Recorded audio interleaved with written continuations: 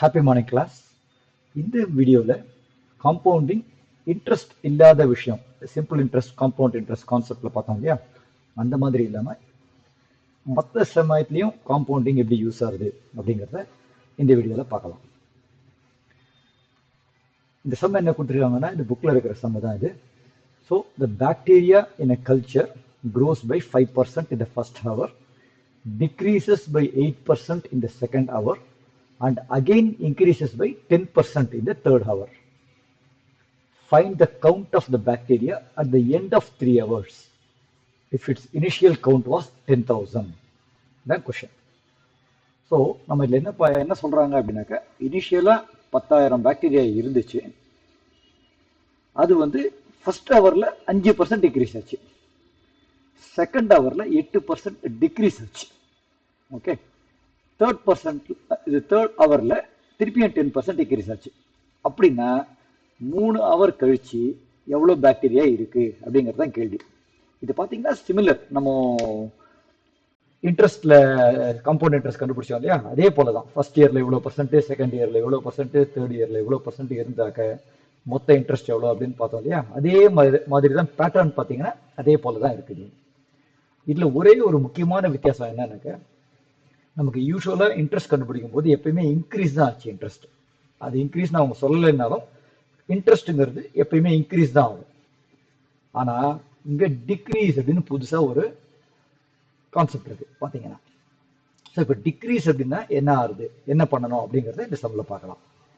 So நமக்கு formula தெரியும், principal times, அதாவது இனிஷியல் கவுண்ட்டுங்கிறது தான் இங்கே பிரின்சிபல்.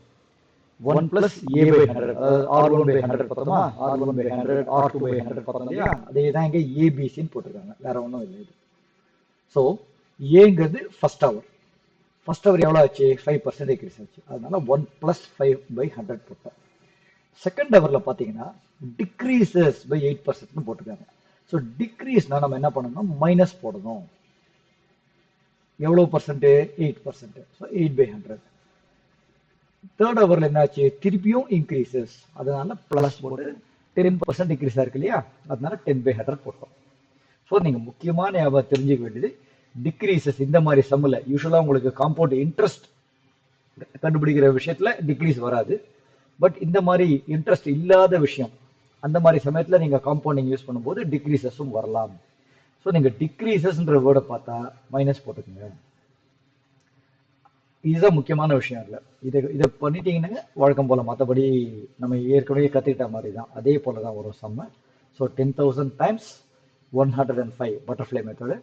நீங்கள் பட்டர்ஃப்ளை மெத்தடில் மைனஸ் இருக்குது பாருங்கள், அதனால் இது 100 minus 8 ஆகிடும், அதனால் 92 ஆகிடுச்சு. அண்ட் திருப்பியும் 100 plus 10, 110 எல்லாத்தையும் மல்டிப்ளை பண்ணிங்கனாக்கா, இங்கே ருபீஸ் தான் தப்பாக போட்டிருக்காங்க. ஸோ ஆக்சுவல் வேல்யூ வந்து எவ்வளோ பாக்டீரியா இருக்குது, 10,626 பாக்டீரியா இருக்கும்.